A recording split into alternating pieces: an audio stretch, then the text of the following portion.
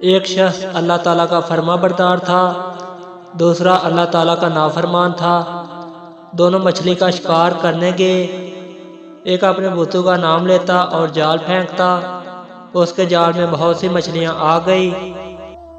دوسرا اللہ پاک کا نام لیتا اور جال پھینکتا، اس کے جال میں کچھ نہیں آیا۔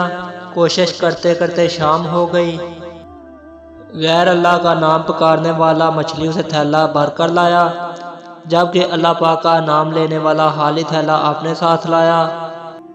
اللہ پاک کے فرشتے غمگین ہو گئے اور عرض کی، اے دو جہانوں کے مالک، تیرا نام لینے والا خالی ہاتھ آ رہا ہے اور تیرے دشمنوں کا نام لینے والا مچھلیوں سے بھرا ہوا تھیلا لا رہا ہے۔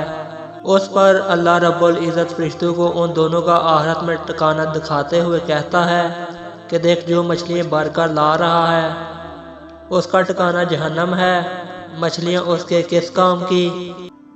اور جو خالی ہاتھ آ رہا ہے اس کا مسکن یہ جنت ہے اور اس کا کوئی بدلہ نہیں ہے۔ جسے ہم کہتے ہیں وہ اتنے نافرمان ہیں لیکن پھر بھی مزے کر رہے ہیں، اور یہ اتنے فرما بردار ہیں پھر بھی تکلیفوں میں مبتلا ہیں۔ اللہ کے یہاں مقبولیت اور پسندگی کا معیار کچھ اور ہے، وہ حکیم ذات اللہ کی ہے۔